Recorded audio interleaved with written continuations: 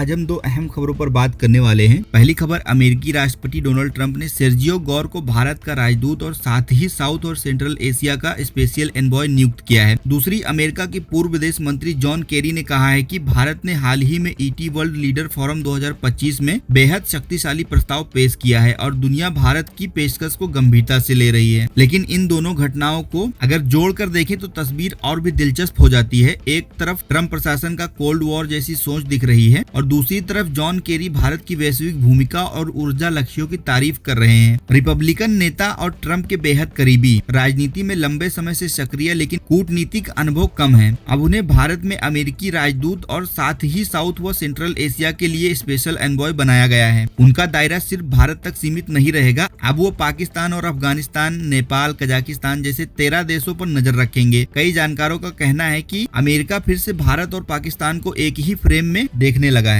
भारत हमेशा से चाहता है उसे साउथ एशिया का हिस्सा नहीं बल्कि ग्लोबल पावर के रूप में देखा जाए। सेर्जियो गौर की नियुक्ति से आशंका बढ़ गई है कि अमेरिका भारत की अहमियत को कम करके पूरे क्षेत्र में मिला रहा है। ये कोल्ड वॉर वाली सोच जैसा है जब अमेरिका साउथ एशिया को सिर्फ रूस और चीन को रोकने के लिए इस्तेमाल करता था। अमेरिका के पूर्व विदेश मंत्री जॉन केरी ने कहा, ईटी वर्ल्ड लीडर फोरम 2025 में भारत ने दुनिया के सामने बहुत ही पावरफुल ऑफर रखा है। खासकर रिन्यूएबल एनर्जी और क्लाइमेट गोल्स पर भारत का विजन बेहद महत्वपूर्ण है। उन्होंने ये भी कहा कि भारत अगर न्यूक्लियर एनर्जी को बढ़ावा देता है तो ये उसकी क्लीन एनर्जी मिशन को और मजबूत करेगा। केरी ने चिंता जताई कि राष्ट्रपति ट्रंप अपने सहयोगी देशों खासकर भारत के साथ बहुत सख्त रवैया अपना रहे हैं। उन्होंने कहा कि व्यापारिक मतभेदों का जल्द समाधान होना चाहिए। साथ ही उन्होंने अमेरिका की अर्थव्यवस्था में भारतीयों की भूमिका की तारीफ की है। यानी एक तरफ ट्रंप प्रशासन भारत को क्षेत्रीय नजरिए से देख रहा है, वहीं जॉन केरी जैसे वरिष्ठ नेता भारत को एक वैश्विक समाधान का हिस्सा मान रहे हैं। ट्रंप की टीम से आ रहे संकेत ये हैं कि अमेरिका भारत को फिर से पाकिस्तान और सेंट्रल एशिया के साथ जोड़कर देख रहा है। लेकिन डेमोक्रेटिक खेमे से जॉन केरी जैसे नेता भारत की वैश्विक भूमिका और एनर्जी लीडरशिप की सराहना कर रहे हैं। भारत के लिए चुनौती ये है कि वो खुद को सिर्फ साउथ एशिया तक सीमित न होने दे। उसे साबित करना होगा कि उसकी भूमिका क्लाइमेट चेंज, इकोनॉमी और जियोपॉलिटिक्स में एक इंडिपेंडेंट ग्लोबल पावर की है। अगर ट्रंप प्रशासन कोल्ड वॉर वाली सोच पर चलता है तो रिश्तों में फ्रिक्शन आ सकता है, लेकिन अगर अमेरिका भारत की क्लीन एनर्जी और इकोनॉमी तक को प्राथमिकता देता है तो दोनों देशों के रिश्तों में थोड़ा और सुधार आ सकता है। तो दोस्तों, एक तरफ सेर्जियो गौर की नियुक्ति ने सवाल खड़े कर दिए हैं कि क्या अमेरिका भारत को फिर से पाकिस्तान के साथ ब्रैकेट कर रहा है। दूसरी तरफ जॉन केरी के शब्द बताते हैं कि भारत अब सिर्फ साउथ एशिया का हिस्सा नहीं बल्कि ग्लोबल एजेंडा सेट करने वाला देश है। असली चुनौती भारत के सामने यही है कि वो अपनी कूटनीति से संदेश मजबूत करे कि भारत 21वीं सदी का निर्णायक खिलाड़ी है, न कि किसी कोल्ड वॉर ब्लॉक का हिस्सा है। आने वाले समय में ये देखना दिलचस्प होगा कि भारत अमेरिका रिश्ते किस दिशा में जाते हैं। क्या ये सिर्फ क्षेत्रीय राजनीति तक सीमित रहेगा या और भी रिश्ते अब खराब होने वाले हैं। भारत की भूमिका और मजबूत होगी या अमेरिका उस पर और दबाव डालने की कोशिश करेगा। दोस्तों, वीडियो आपको पसंद आया हो तो लाइक करिए और चैनल को सब्सक्राइब करिए। मिलते हैं नेक्स्ट वीडियो में। Thank you so much.